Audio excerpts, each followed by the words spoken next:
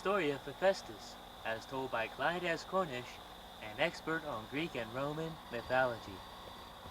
Hello, how are you doing today? Are you ready for a fun story? Now, before we begin, let me explain that many myths contradict one another, so a totally accurate depiction of the Greek god of fire is rather hard to achieve. However, we will try to piece these different tales into one.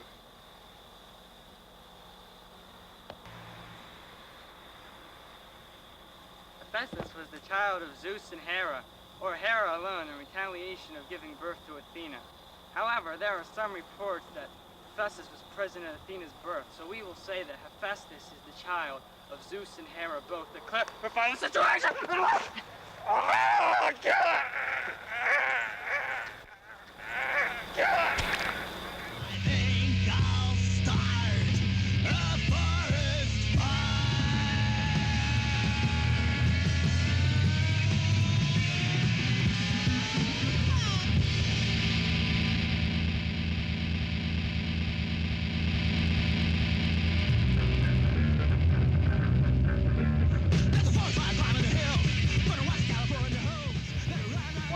Taking over! And now for the real story.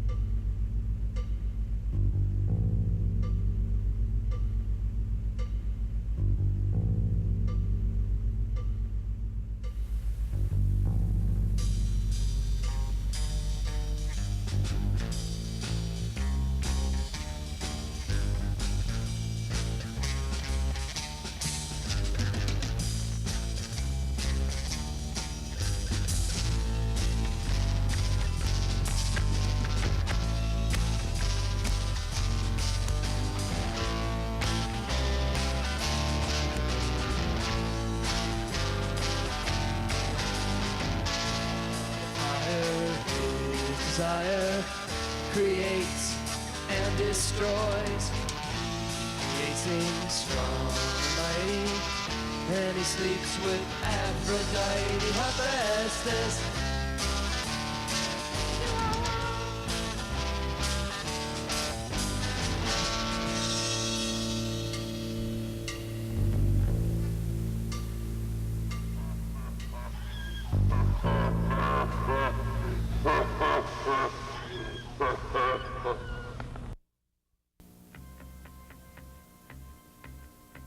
Hephaestus, the Greek god of fire, the lame craftsman of the gods who built countless wonders in his forge, was recognized as a kind god who was revered for his handiwork. Yes, he was well known as a cheerful and hard-working god, but this is only a half-truth. Honoring his skill and devotion, it is easy to ignore his dark side, but we shall not! For it was his dark half that gave him life. It was his burning desire for revenge that gave him the willpower to overcome his humility and become the god he is today. This is not a happy, candy-coated fairy tale. This is grim reality, and this is his story. It came to pass that Hera was with child. She had hoped he would become the most beautiful, powerful god yet, her pride and joy to be admired by men and gods alike. Instead, she gave birth to an ugly, deformed babe, and in disgrace cast him from Olympus. The author Milton writes, Hephaestus was thrown, sheer over the crystal battlements. From morn to noon he fell, from noon to dewy eve. A summer's day, and with the setting sun, dropped from the zenith, like a falling star on Lemnos, the Aegean Isle.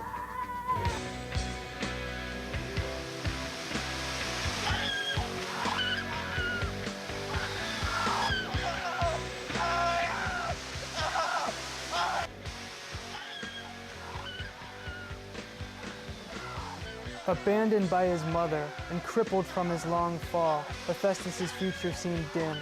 But he would be discovered by two sea goddesses, Euphrosyne and Thetis, who would care for him as their very own.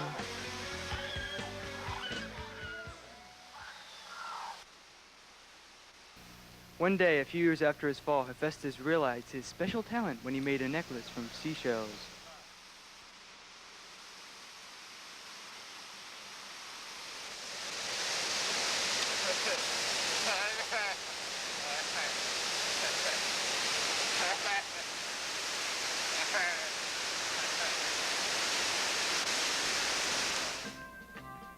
In the years to come, Hephaestus developed his skills until he became a master of handicraft, creating the most glorious works ever to grace the land. It was not long before Hera heard of it and thought that perhaps her deformed son was not such a total loss after all, and asked him to come to Olympus and live with her so he could make her all sorts of beautiful jewelry. Can you imagine his rage? The mother who abandoned him in disgrace now wanted him to serve her like some shameless lackey. Oh, and he accepted her offer, creating the most magnificent thing he had ever built, a throne of such beauty that it defies human comprehension. Thus, represented by this blue folding chair. And then, on the day she brought him back to Olympus, he presented it to her.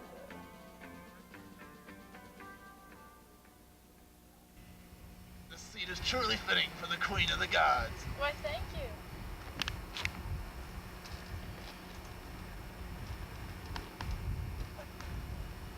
Can't get up. What did you do? And now Hephaestus turned his back and abandoned his mother as she had deserted him. With Hera imprisoned, the gods went into an uproar, and Ares went to settle matters. Brother, on behalf of the gods of Olympus, I implore you, please give up this insanity and let our mother Hera be freed from her dastardly throne. Begone, you impetuous fool. I've got better things to do. Fine, then you will face the wrath of Ares. Ha ha ha! You dare challenge me in my own home? You arrogant bastard! Ha ha ha ha! But Ares was helpless before Hephaestus' flames, and he was forced to flee.